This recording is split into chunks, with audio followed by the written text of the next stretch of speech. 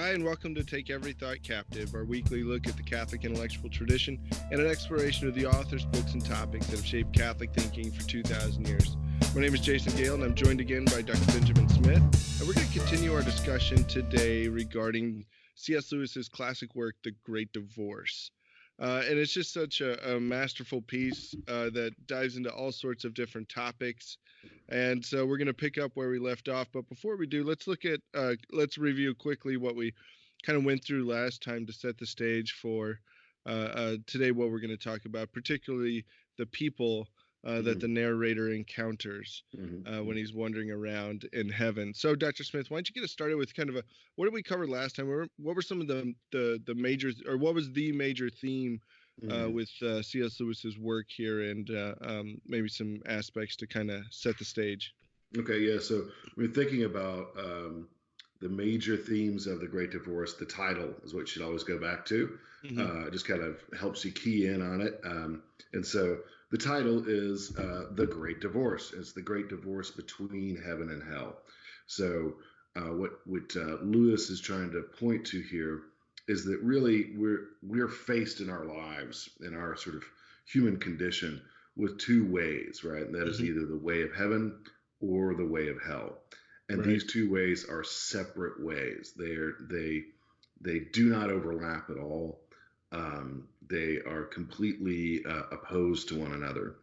And there can't be any compromise between them. There can't be any reconciliation. There's no higher synthesis. There's no there's no dialogue. There's no it's just they are completely divorced. They are on separate chasms, right? Or they're on separate sides of a unbreachable chasm. So much so that you can't even keep a little bit of hell, right, and have the way of heaven. So that's what I think one of the key points, right, is so often in our lives, what we want to do is we want to follow the way of heaven, but we want to keep a little bit of hell, right? And Lewis is no. At the end of the day, that's not going to work, right? Either you're going to have all heaven or all hell, one of the two, right? And so he wants to illustrate that with this imaginary exercise, right, of a field trip by the damned before the final judgment to the edge of heaven. Now, as we said last time, Lewis very clearly says this is a fantasy. It's an exercise in imagination meant to illustrate some points. It's not meant to lay out sort of dogmatic points of eschatology. Sure. But what we find is some important aspects, important properties of the way of heaven versus the way of hell, right? The way of hell diminishes us. So this is the way of sin. Often sin looks glamorous, but what Lewis shows in various character studies is that really what sin does is makes us less. It diminishes our being. It isolates us from others. It corrupts us. It subverts our strength. Whereas on the other hand, even though the way of heaven is often temporarily painful and maybe even dramatically painful, at the end of the day, it makes us greater. It enriches us. It heals us, right? It ennobles us, really raises us to a kind of a higher level. And so what Lewis does then is he takes these people, the damned, right, on this field trip. He goes with them, sort of, right, and then watches as they have conversations with various of the saints. The saints will come down to the edge of heaven and meet the damned who are on this field trip and have conversations with them, trying to persuade them to enter into the fullness of heaven. And which they do have the opportunity to do. And so what Lewis does is kind of follow these conversations and uses them as ways to illustrate the differences between the way of heaven and the way of hell. So that's really what we're going to get into today. We looked at one example, one illustration from last time, the apostate, right? Which is, I think, a favorite of yours. Isn't that right, Jason? Oh, yeah. Yeah, it's so clear. And it really illustrates the real opposition to love is not necessarily, hatred, but it's just this complete selfishness, this complete self-absorption, to the neglect of those things that are the highest. And for the case of the apostate, he neglected the truth for the sake of personal accolades, academic notice, the sales of books, and he goes through. I think the line you quoted from Kreeft last time was that often academics sell their soul for 30 pieces of, what was it? 30 pieces of scholarship. 30 pieces of scholarship. Yeah, I like that. That's good. Yeah. And it's one of those things where whether you're an academic or something else, it's this kind of vanity that can get into the way of whatever work that we're doing. And you see this in across the board. It's not unique to bishops or clerics or anything like theologians. Or theologians, or dare I say philosophers, but it's this we love wisdom. What are you talking about? Yeah, my wisdom, right? But it goes back to that in one of the points throughout the book is that in heaven everything will be purified. There will be there's no room for mediocrity, and there's no room for selfishness, even like the little tinge of pride or selfishness in that way, that it all must be destroyed. It must be given to God. And we see this throughout many of the encounters, the conversations. This theme comes up over and over again with regards to selfishness and the way of life and the way of death, and even the way that he describes hell, I think is should give us maybe a point of meditation of well, what does sin do to us? What is sin compared to, say, virtue or something like that? And just the way that he describes the town, gray. It's the gray town, and that's exactly what that if you're looking for an image, the saints are bright and vibrant and exciting and full of life, and the sinful are those that are just gray. That's right. The gray. We describe as smudges, right? Or the other thing, is there, is like the apostate ghost is just so diluted, right? He's doesn't even know he's in hell, right? And all that sort of thing. That's right, yeah. But I mean, the key point, right, is that he takes this lack of focus, right? And Lewis comes back to this a couple of times. Is the intellect, he says, was made for knowing the truth, so that eventually we might come to know he who is truth itself. And he became distracted from that, right? And instead used his intellect for other things, and really kind of turning it back on himself, right? That is that. It's about my reputation, my skill, my grandeur, all that sort of thing. And we're going to see that kind of pattern repeated in the other character studies that we're going to encounter going forward in the text. So after the apostate, shortly after the apostate, the encounter with the apostate ghost, our narrator runs into George MacDonald. Now, I don't want to go into a lot about George MacDonald. George MacDonald is kind of one of the, even before Lewis and Tolkien, was a kind of an early innovator in the genre of fantasy literature. He had a lot of influence on other people, including Lewis Carroll, which I think is interesting. He's kind of at the tail end of the kind of English-Scottish romantic writers, that sort of thing. He's a Scottish author. He worked during the 19th century. His most famous work was one called Phantastes, which is it's fantastical, but you have this kind of magical journey kind of motif. He had a lot of influence on C.S. Lewis in the sense that he opened Lewis at a young age to the idea of something beyond the merely empirical, right? So especially for men of Lewis's time and age, it was a real option to just sort of say we're going to have logic and science and nothing else. And George MacDonald had this influence on saying, no, there's something else, right? There's a little something else. And it wasn't Christianity, right, in some full-orbed sense, but it was the idea that there is something beyond science, beyond just sort of logical equations and things of that nature. So in this text, right, so George MacDonald kind of plays the role of Virgil, right? Kind of like Virgil did to Dante in the Divine Comedy, right? Yeah. So George MacDonald is kind of a wise guide Yeah. that our narrator runs into. In other words, that's the saint that God has sent to talk to our narrator. And this mirrors Lewis's own life in some ways. And so our narrator runs into George MacDonald. And what MacDonald does is MacDonald tries to define for the narrator the key difference between the way of heaven and the way of hell, right? So it's interesting. It's towards the center of the book. You know, you've been involved in it for a little while, and it's not quite in the center, but almost. And you're going to get sort of the key definition, right? The key thing that distinguishes the way of heaven and the way of hell.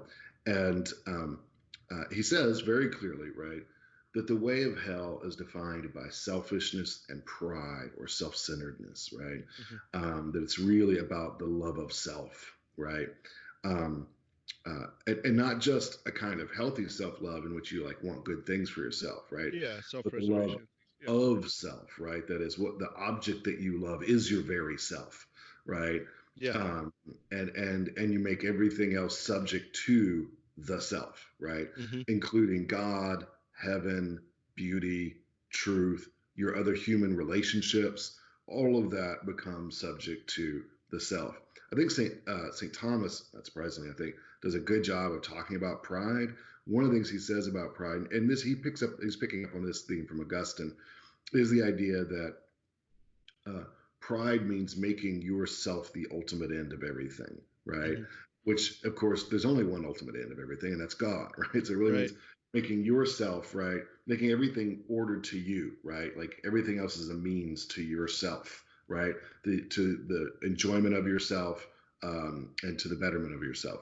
Does that make sense? Yeah, and I think we see examples of this today with our society, where we hold up things like autonomy above what is actually good for the person. Right. That you know, even if a person wants to choose to kill themselves, you know, that's okay, and that should not just be respected, but should be kind of referred to and accepted as a good for that person simply because they choose it. It's, you know, again, making yourself into little gods. You know, it is that you're protected by law, right? Yeah, to protect your little godly state by law. Right. So a good example of this, he quotes Milton in his Milton's famous epic poem Paradise Lost, where you know, Lucifer is cast out and he lands in hell, and it's sort of this ultimate act of defiance, right? I mean, this is just such a great expression, right, of the diabolical attitude, I think, is that Satan says, you know, it's better to reign in hell, right, than serve in heaven, right? They get that right. And you know, better to reign in hell. I'd rather be in control of myself and control of things around me, or at least have the appearance of it, and be in hell and excluded from eternal joy, right, than be a servant and a child, right, in eternal joy with God. I mean, you know, you think about what an attitude, right? Like, me being in control is more important, right, than anything else. I remember one time having a kind of what I would have said, you know, back for my Protestant upbringing, I would have called a gospel conversation with somebody, or a come to Jesus kind of talk. And we were talking, and you know, I was pressing on this person, like, you know, you need to be getting to church, you know, like, where does your soul stand with God? And you know, the person responded to me several times, well, I'll get to that when I have time. Right. It's just not my time right now. Yeah. You know, for God and religion. I'll, you know, blah, blah, blah. You know, I respect it. I like it, but it's just not my time. I'll get to it when I'm ready for it. Like,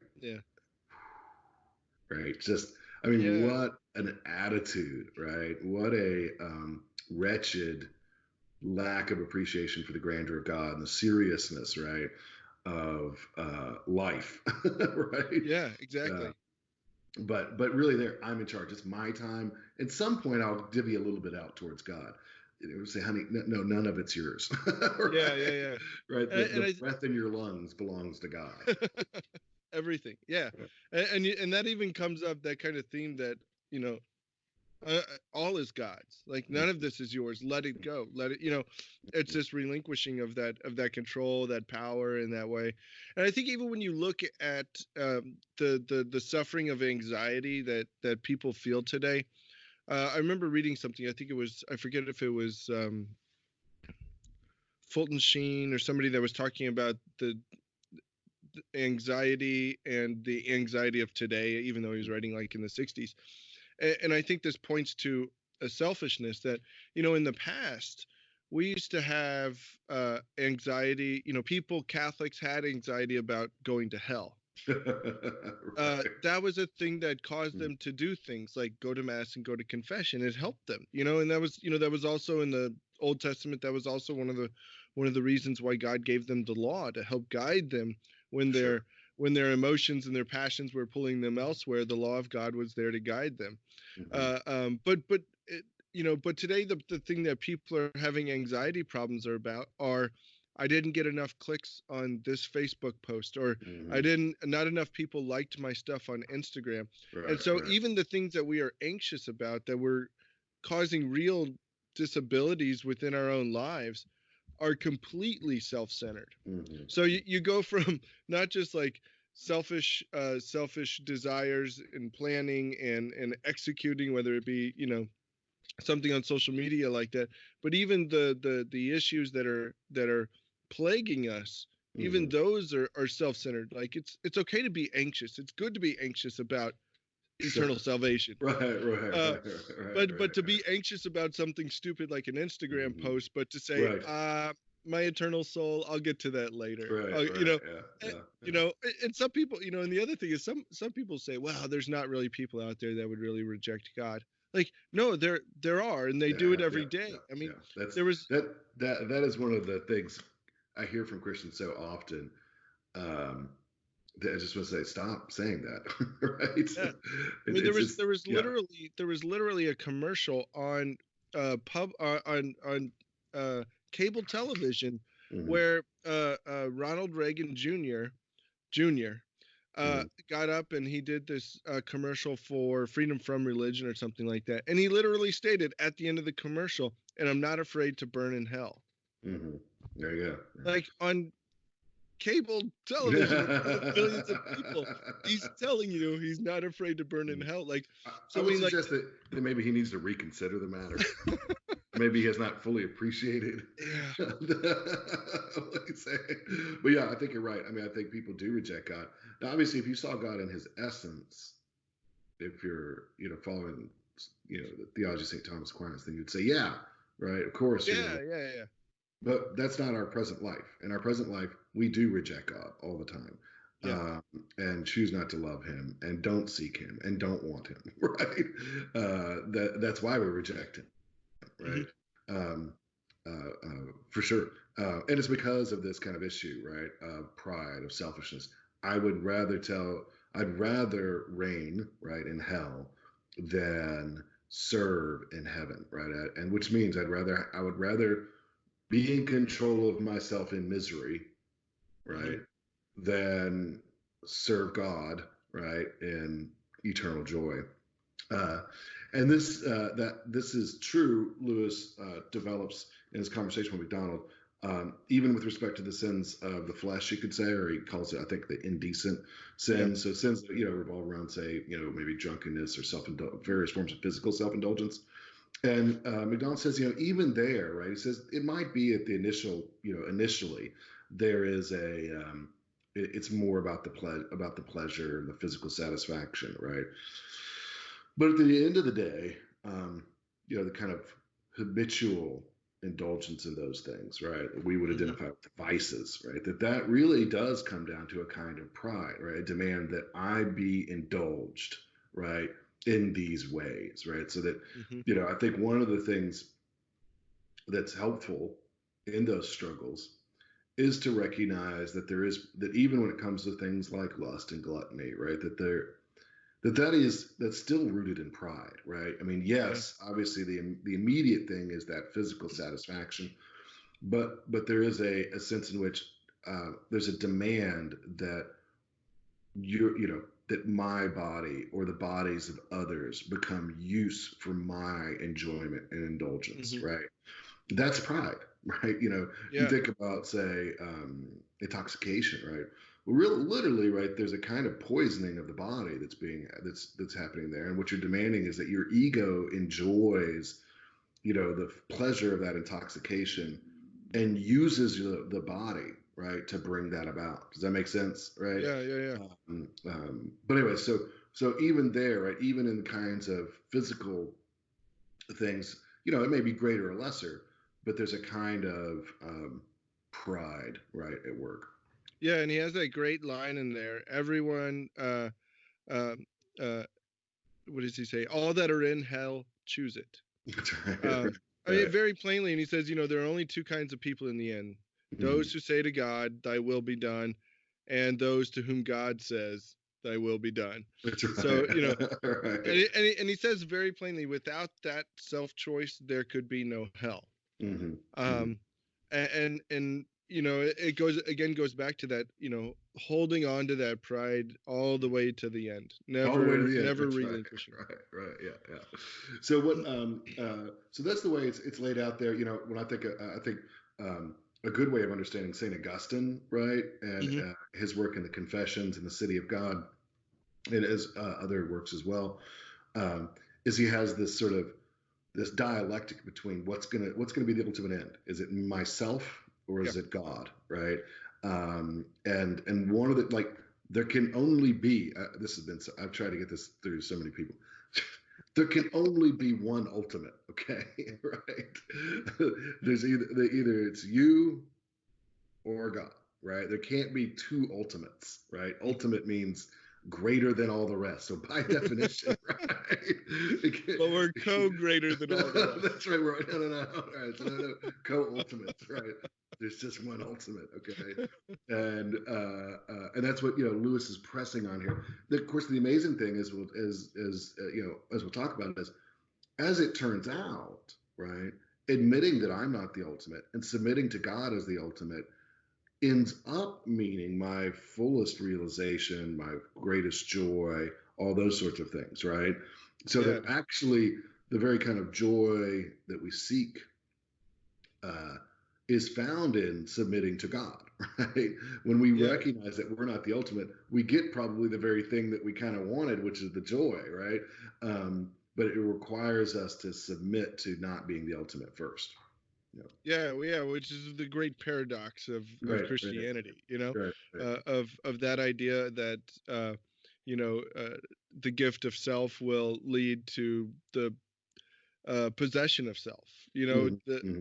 to the fullest extent, and Yeah, even to more with God's grace and everything. that's right. Um, so so George MacDonald, then, he is this guide. He's taking the narrator through, kind of as his ghost, and along their way they encounter several different people.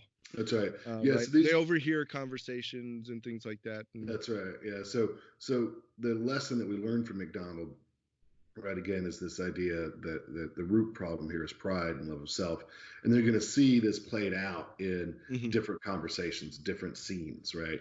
And we'll try to cover, if we can today. We'll see how time goes. But he has a conversation with the artist, the domineering wife, and the disappointed mother, right? Yeah. And so we'll start with our sort of misguided artist. Um, so we have there's one of the scenes that they overhear is a conversation between an artist and I think somebody who was a colleague or maybe another painter. But this particular artist was a moderately famous artist of his time, Yeah. right? Um, and was in particular a painter, right? And um, when we come upon him at first, he's making all these expressions of wonder, although he's kind of doing it in an inappropriate way. He keeps saying, "Oh my God," right? And one of the saints meets him and says, "Oh, wait a second." He says, "What do you mean by that?" And he says, "Oh, I just mean, buy gum or something." He says, "Oh, well, here we mean by God a noun, right?" Like It's a little different up subject, here. right? But anyways, the he's expressing all this wonder, which at first sounds great because I mean, really, wonder, right, is a good place to begin when you're thinking about, our journey towards God, towards finding God. Um, but really, he's his immediate reaction is what? Gosh, I wish I brought my stuff so I could paint it, right? Yeah, yeah, yeah, yeah. Right. Yeah. Rather than just enjoying the beauty of the thing itself, right? Um, appreciating it for its own sort of value and grandeur and majesty. What we end up with is, oh, this is subject matter for my painting, right? Yeah. He gets distracted from it. This kind of scene comes to mind whenever I see someone at a beautiful church, beautiful cathedral, a beautiful, place in the wilderness, right, or in the outdoors, and people are don't spend any time enjoying it, but immediately begin taking pictures of it and selfies, right? Yeah. Like, wait a second, stop it. Yeah. Well, Right? you're trying to capture a moment that you're not having. That's You right. know, like, Yeah, or even, yeah, I mean, the one that made me the most mad, is that the right word? Maddest, the worst mad. I mean, I was fuming. Uh, but it was a picture of priests celebrating mass with Pope Francis, Mhm. and they're in the kind of half circle behind him, and a couple of them had out their phones and were taking a picture. While they're con celebrating. Yeah, while they're celebrating, Yeah. and I'm Clever. just like, you know, but I love the spirit's response there when he says, "Gosh, I wish I would have brought my things." He says that sort of thing is no good here. That's right. It's like, That's right. like your image of something that is beautiful Mhm. is no good here because you have the beautiful thing. You Right. have what you're trying to capture. You have it right here in its Yeah. That's fullness right. and its Yeah. glory. Yeah. Enjoy it. That's right. Not. Right. Yeah.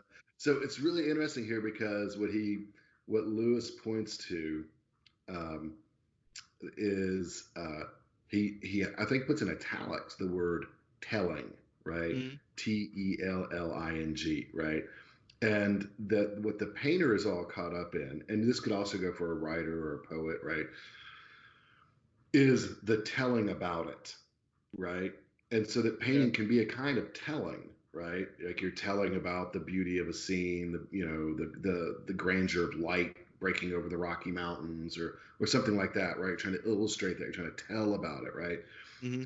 But what's happened to this particular artist is he's all caught up in the telling and not Yeah. the object. There's actually a really interesting. I don't go in for this very often, but there is an interesting contemporary Christian artist, musician named Sean Carter, who has a song called "The Telling," and it's sort of a self-critique about this issue, right? Yeah. And in that song, he talks about, don't, Lord, not don't let me be caught up in the merely the telling, right? Because the telling is not right, um, what's most important. What's most important is the things spoken of. And you think about it, those of us who are interested in art or literature or speaking or writing or those sorts of things, right? Those things very easily can become ends in themselves, but they're Yeah. not meant to be, right? Speech is not an end in itself, right? Yes. Yeah. Yeah. Speech is for the sake of truth. Now, it can also be eloquent and beautiful, and that's good, but that's not the point of it, right? Yeah. You can be eloquent and speaking falsely, right? And if you're eloquently speaking falsehood and lies, right, then your eloquence doesn't matter, right? And Yeah. this is Yeah. one of Yeah. the things that we fall on, right? Is and what he's all caught up in, what this artist is caught up in, is not the beauty of the object painted, right? Not the interest or integrity or the being or the form of that thing, rather, but his own skill in painting it, right? And this is one of the things I think you find in a lot of modern and contemporary art, especially of some forms. Like you think, at some point Rothko became simply interested in heavy paint.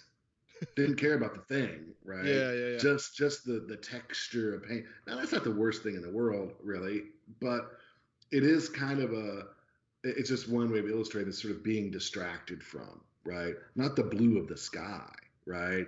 Yeah. Not the blue of something, not even just sort of, sort of the way all the colors work together, right? Which you might get in a different painting, but just sort of like, check out this way I can layer paint, right? You're like, okay, I mean, that's cool, I guess, but anyway, so the point there, right, is that we can get caught up in the telling, right, in just the mere skill of the thing, right, rather than in the thing that we originally. The whole reason we started telling was because we were interested in, right, the subject itself, right, the object itself, right. Yeah. And he gets into that with the artist, and I think we could see maybe a contemporary example of that kind of temptation today, where, especially with social media, there's Mm, this there's this temptation to be first in the sure. telling of something, to be the Yeah. one who what to be the one that break the news, so that Mm, we receive the clicks, the likes, the small little accolades like that. mm-hmm. Um, the truth be damned. I'm going to Right. be the first one to tell this, to break this, or Mm-hmm. or even I think it even many times it even lacks modesty. I remember Mm-hmm. reading a story about somebody had passed away in a family, and somebody immediately put it on social media, and that's how some other members of the Mm-hmm. family found out. Mm-hmm. Was so I mean, it was this completely immodest use of Mm-hmm. language, Right. where Right. am I the one to do this? Should I Mm-hmm. be doing that? Mm-hmm. Those questions. Is this right? Is this just? Is this my news? Right. Is it somebody else's? Like, Right. Right. none of those things matter. Mm-hmm. So I mean, even in the case of the artist, I think there's even a point where he says, he was interested in paint for itself. That's right. Like you were saying, Right. like Yeah. you were Yeah. saying, he was the object of depicting something as Uh-huh. true, as beautiful, Right. as good, to Mm-hmm. uh, uh, became secondary to my Right. own vanity. I mean, Uh-huh. it just became. Right. Yeah. And so the other things, right, that where the artist or the intellectual or whoever is working in that kind of area could get caught up in is also their own personalities, right? Which is kind of gross, Yep. and or their reputations, or combined with reputation, I'd say controversies, right? Their own sort of disputes, right? Yeah. And so as someone who I am rather disputatious, the No. but I always with at least a grain of recognize I could be wrong, or at least on some matters, and also that the point of the disputation is the truth, not to be right, Yeah. right? And that's where you can lose the lose lose the focus, right? At some point, just becomes, oh well, like the SCOTUS obviously can't be right, right? And so let's fight that out. Well, if you're fighting it out, or if you're on the scotistic side, the point needs to be the truth, Yeah. right? Not just that, oh, we're right and the others are wrong. Does that make sense? Yeah. Yeah. Yeah. And so this comes up though, and he has this. They call it he calls it the neo-regionalist. But he finds out that actually, right from the saint, this artist, the ghost artist, finds out that his faction, right, lost, right, that him and all of his colleagues who were involved in this particular artistic movement lost out, and that nobody cares anything about their paintings, and that their paintings are considered rubbish or whatever. This note, by the way, to all of us who are intellectual or interested in creative things, making creative, fame, right, is fleeting, right? Those kind of accolades. But of course, he immediately earlier he said, oh well, I don't care about reputation or whatever. But although he keeps kind of being disappointed when the saint says, oh yeah, nobody's really famous in heaven because everybody's kind of famous, in the sense, right, that God is the perfect adjudicator, right, of what's truly worthy of glory and praise, right. But anyways, we find out that actually he is worried about reputation, so much so that when he learns that his faction lost, what happens? Yeah, he goes away. Yeah. He's like, I've got to get out of here. I got to Yep. start a journal. Right. Right. We got to start. We have to write a manifesto. We have to like beat those neo-regionalists. Right? It's like your petty squabbles, right? Compared to there's heaven right there. It's Yeah, just the right there. fullness of it. Right? Yeah. You know? We can walk there. Right? You know? He would rather go and try to defend his reputation and win the argument than enjoy that very object for which the argument was originally intended. Yeah. Yeah, and he says we must have the publicity. That's We right. must have, That's right. and I think that kind of self-aggrandization today is just it fosters this inability to simply be humble before anything. I mean, literally anything. I mean, Right. the fact that we have to be right about this, and I must scream it from the rooftops of absolutely everything. I mean, it's just uh, uh, uh, the it's just it's maddening, and it's really, I think, damaging the human person again, because it's fostering, or it's kind of festering this just this selfish Mhm. attitude at the expense of everything that is good, That's that is right. true, that is beautiful. Right. Yeah. Yeah, So instead of it being about beautiful mountains, right, or beauty in itself, it all becomes about my skill in telling about beauty, right? My reputation for telling about beauty, my faction, right? yeah, yeah, yeah. You notice my right Right. being the key thing there. Um, so that's on the side of a certain part of society, of certain like that's one. That's an illustration that's very appropriate to artists, intellectuals, writers, poets, that sort of thing. The next one, the domineering wife, I think is really Mm, important kind of as a balancing, because you might say, well, yeah, well, those kinds of people, right? Those artists, those intellectuals, I'm yeah, not of like. course, they're, but normal people who are in ordinary life, they never worry about that stuff. I think this reminds me of a scene from The Lord of the Rings when uh, Beowulf is talking about the ring, and I think Frodo has said, "Well, haven't the wise told us that nobody can use the ring without getting corrupted?" And no, did I say Beowulf? I meant to say Yeah, Boromir. Sorry, Boromir. kind of fitting, but anyways, sorry, I meant to say Boromir, not Beowulf. My apologies. Um, but that Boromir says, "Well, yeah, for these elves and half elves and wizards, yeah, maybe those kind of people, right? They can't handle the ring. But true-hearted men of Gondor, right, like myself, right, we can handle it, right? Of course, he immediately demonstrates in that scene that he can't handle it, right? He doesn't even have the ring, right? And he begins to act in corrupt ways just from his desire for it. But uh, the domineering wife, right, is a more ordinary kind of example, I think, of this. Yeah. Um, well, did you have any thoughts about the kind of like Yeah. what was your take on her situation in general? Yeah, so the story is, or the conversation is Robert's wife, and you Hmm. you really just have this this story, and the spirit's kind of drawing it, trying to, and this is one of the things I like about Lewis's writings during many of these interactions, is you don't you don't always have the spirit explicitly saying, here's what's wrong with you, Right. and here's what you have to do to repent and believe.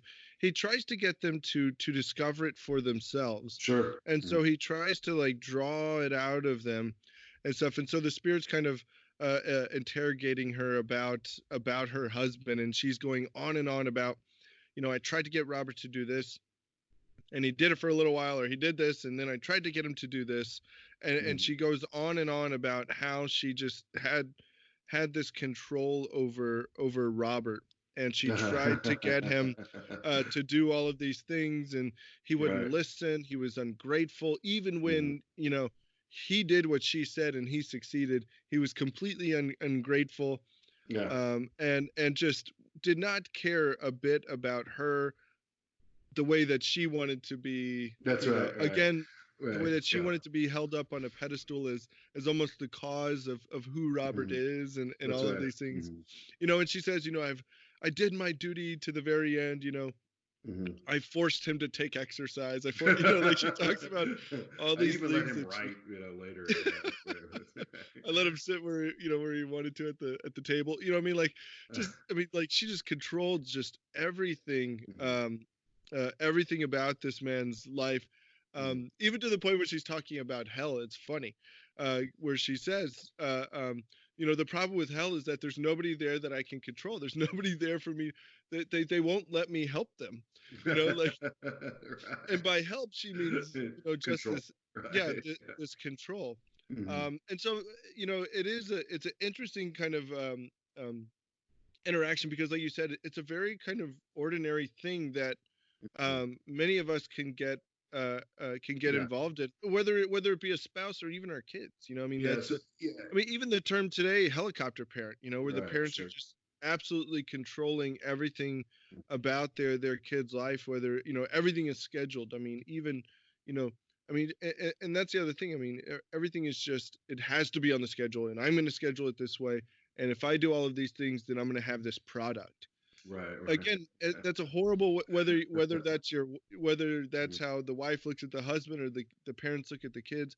That's a horrible way to look at the human Sure. person. A human person's not a product that you Right. kind of Right. invent, and Yeah. it's not a commodity. Right, right.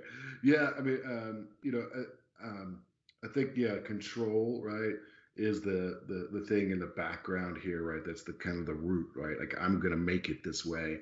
Yeah. Um, I'm going to this is the way I want it, and I'm gonna make it this way, right? And but what's really interesting is think about the things that she's interested in.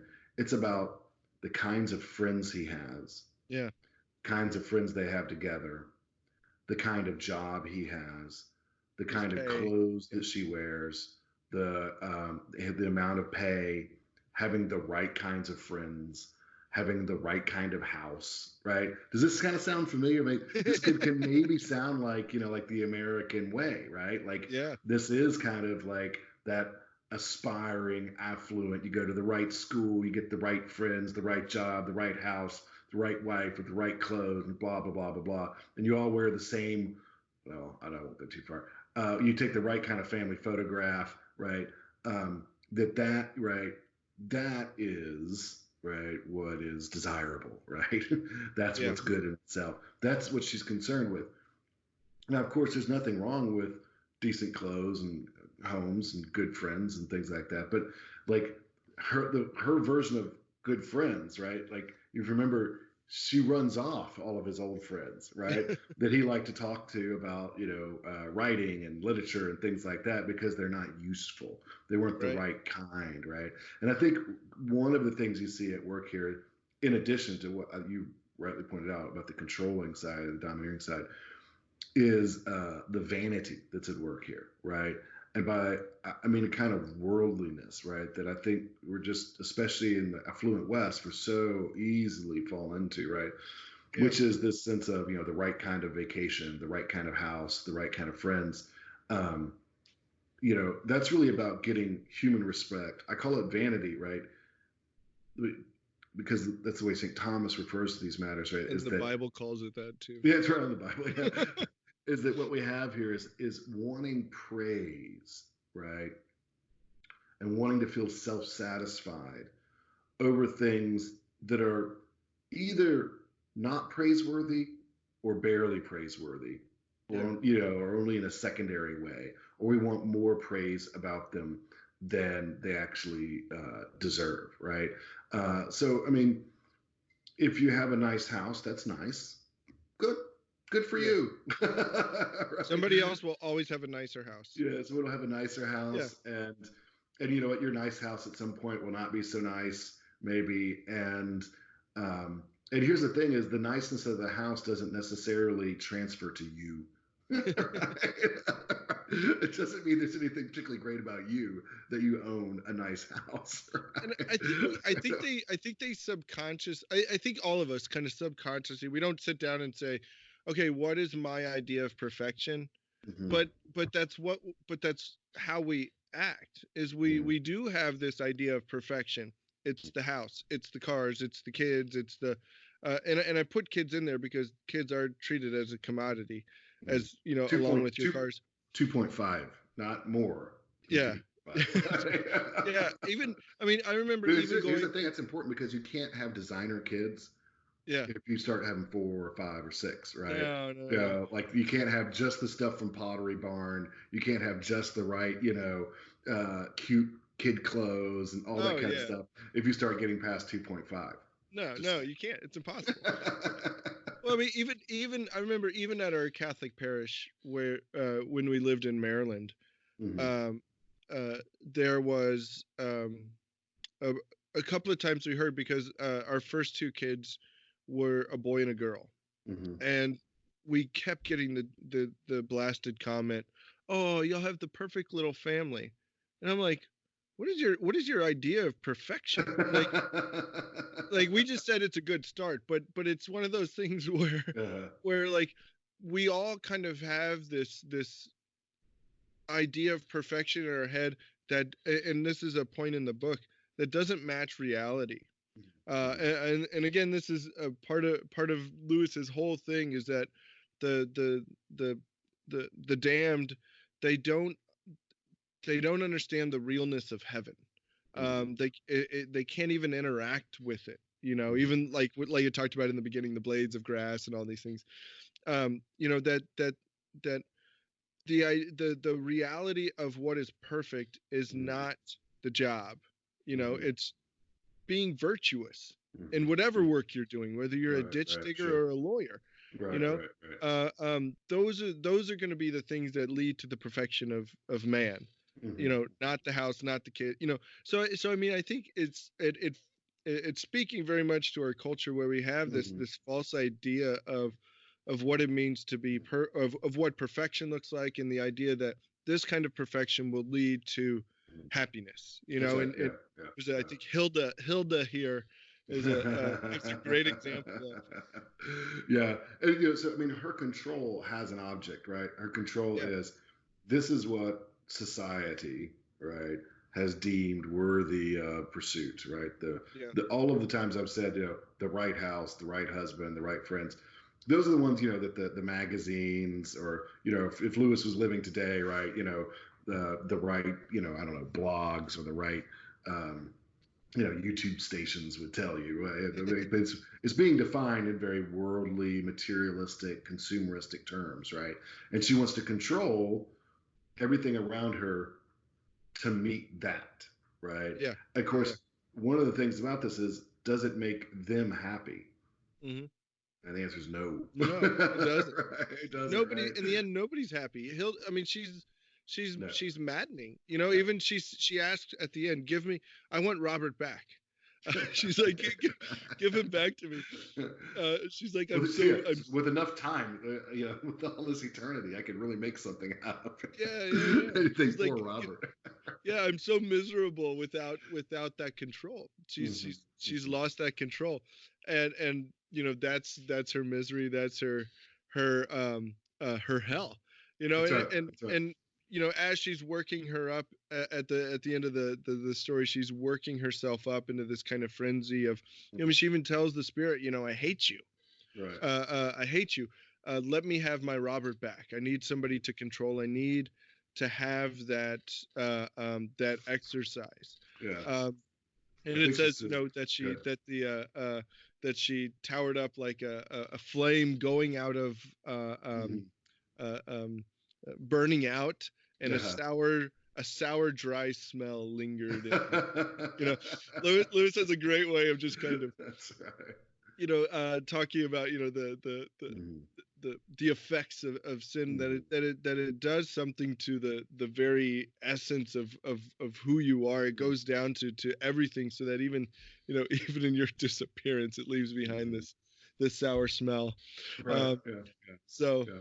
but I all think right, doctor. Yeah, go ahead. I just want to say one thing before we wrap up here. Yeah, I think that uh, yes, that that point about that neither of them are happy, right? Like you get the impression that it never would have been enough for her, right? It wasn't enough to get the better job.